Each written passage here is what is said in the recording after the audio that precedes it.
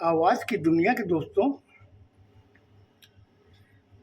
आज भी आज मैं फिर आपको कुछ रोचक बातें बताना चाहता हूँ। जैसे मंदिर में जो जाते हैं, लंबी सारी भीड़ लगती है। लोग बस दर्शन के लिए एक दूसरे के ऊपर चेष्टा करते, उससे आगे निकल जाए, वो उससे आगे निकल जाए। अंदर में जो भगवान की मूर्ति के पास में जो पंडित बैठे हुए हैं, वो भी इस ताक में रहते हैं कि कौन जजमान ज़्यादा पैसा देगा, उनको अच्छी तरह से दर्शन करवाते हैं। मैंने कई मंदिरों में ऐसा देखा है। हालांकि ये मेरा अनुभव है, मैं किसी को कोई छीटाकसी नहीं कर रहा हूँ, किसी पे कोई ब्लेम नहीं दे रहा हूँ, लेकिन जो मेरा अनुभव है, जो मैं आप लोगों के साथ साझा कर रहा हूँ।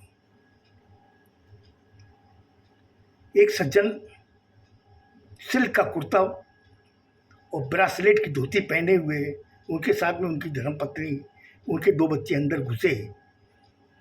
पंडित ने दूर से देख लिया कि जजमान थोड़ा ठीक ठाक है। वो उनके पास आया, मंदिर के पुजारी के पास, उसे पॉकेट में से निकाल करके मुट्ठी में पंडित जी को कुछ दिया, और पंडित जी ने अगल बगल से लोगों को हटाया, उनको दर्शन करवाए। और वहाँ पे जो एक माला पड़ी हुई थी मूर्ति के पास में, वो उनको माला पहनाई। इधर में उनकी पत्नी के हाथ में दी कि आप भी पहन लीजिए। 2 मालाएं और दी बच्चों को पहनाने के लिए, प्रसाद दिया उनको। ये चीज़ मैं जब दूर से खड़ा देख रहा था, तो मैंने कहा ये क्या हो रहा है। आज इस धर्म को भी इन्होंने एक धंधा खोल लिया है। बड़ा अजीब सा लगता है। अच्छा, और दूसरी बात ये कि जो दर्शन करने आ रहे हैं, कोई तो 70 किलो का है, कोई 50 किलो का है, कोई 60 किलो का है, लेकिन हमारे जो पंडित जी बैठे हुए हैं, जो प्रभु की सेवा कर में लगे हुए हैं, उनका वजन कम से कम 120 किलो होगा। पूरे गोल मटोल कहाँ से आ रहा है उनके पास में। ये हमारा जो अंधविश्वास है ना, वो उनको दे रहा है। वो जो दे रहा है वो मजे से ले रहे हैं कि जजमान ऐसा देते रहे, ऐसे ही हमारी काया बढ़ती रहे। लेकिन वो ये नहीं सोच रहे हैं कि ये काया को कितना बढ़ाओगे। एक दिन जब ये खरबूजा फटेगा ना, उस प्रभु तो यहीं बैठे रहेंगे, तुम ऊपर चले जाओगे। कभी कभी मन में सोचता हूँ। दूसरी बात एक और, आज जब हम लोग मंदिर में घुसते हैं, उसके बाहर में कई जने हाथ में कांसी की एल्युमिनियम की कटोरी लेके, कोई परात लेके, कोई थाला लेके बैठता है।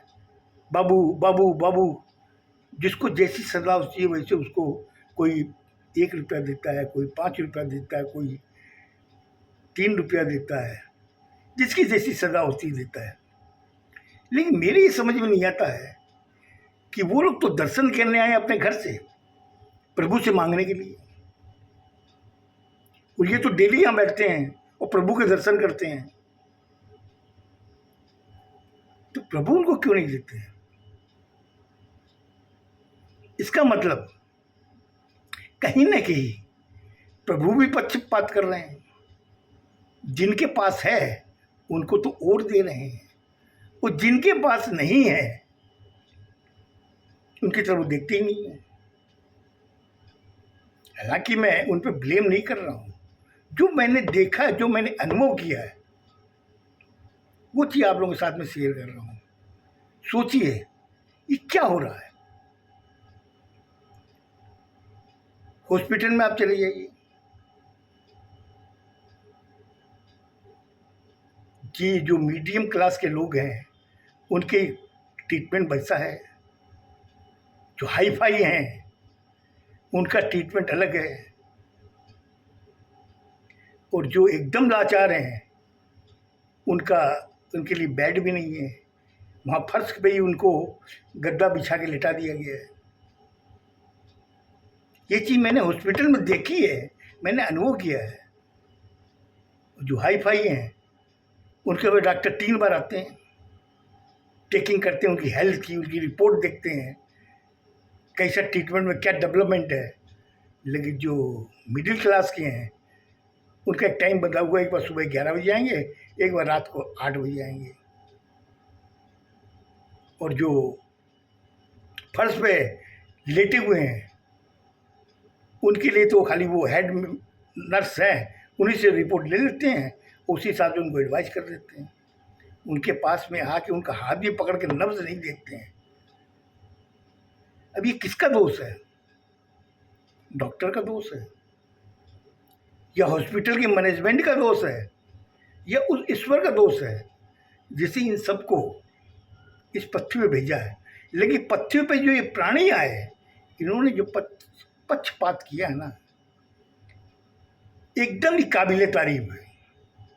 अगर आपके पॉकेट में कुछ है सब ठीक है, अगर कुछ नहीं है तो आपके घर वाले भी आपकी कदर नहीं करेंगे। जो चीज़ होता है, अब आपको एक ज्वाइंट फैमिली की बात बताता हूँ। ज्वाइंट फैमिली होती है, उसमें अगर 4 बच्चे हैं, 4 बच्चे में अगर कोई कमज़ोर है, कमज़ोर मतलब आर्थिक रूप में कमज़ोर है, तो उसको हर तरह से ताने सुनने को मिलते हैं। अगर वो कोई भी अच्छी बात भी बोले, जबकि नेक इंसान है, कभी गलत करता नहीं है, कभी गलत बोलता नहीं है, लेकिन उनको ताने देते हैं, तुम तो चुप रहो, तुमने अपनी ज़िंदगी में क्या किया, खाली भटकते रहते हो, कमाई की तरफ तुमने कभी ध्यान नहीं दिया। आज देखो बाकी सब कमा रहे हैं, जबकि वो पलट के खाली एक ही बात बोलता है कि ठीक है मेरी कमाई कम है लेकिन मैं घर में सहयोग तो कर रहा हूँ। कोई सुनता नहीं उनकी बात, पर तुम तो चुप रहो। तुमने आज तक अपनी भी जिंदगी में कोई ऐसा काम नहीं किया जिससे हम लोगों का सर ऊंचा हो सके। यही चीज़ उनकी भाभियाँ कहती है, यही उनके भाई कहते हैं और यही उनकी औलादें कहने लगी कि आप तो कुछ नहीं हो, आपने अपनी लाइफ में कोई अचीवमेंट नहीं किया। ये जो चीज़ें जब देखता हूँ मुझे बड़ा अजीब लगता है। खैर जो भी है,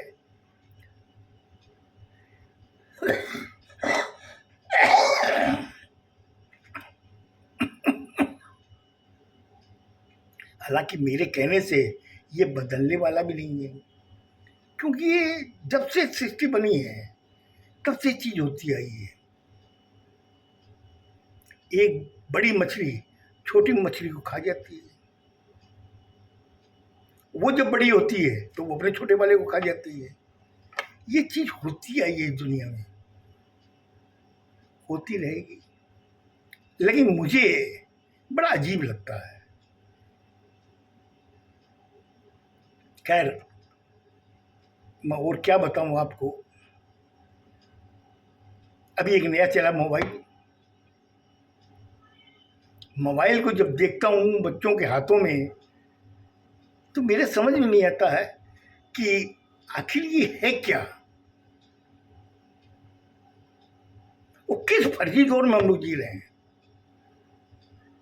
मतलब हम लोग किस फर्जी दौर में जी रहे हैं कि फेसबुक में हमारे 5,000 फ्रेंड हैं और घर में बोलचाल बंद है। सोचिए, फेसबुक में हमारे 5,000 फ्रेंड है और घर में बोलचाल बंद है। ये क्या है? ये चीज़ें देखते तो दिल में तकलीफ होती है भाई साहब। हो सकता है कि आपके भी कहीं ना कहीं ये तकलीफ उठेगी, आपको भी खराब लगेगा, इसीलिए मैं आप लोगों के साथ साझा कर रहा हूँ। खुश रहो, स्वस्थ रहो, धन्यवाद।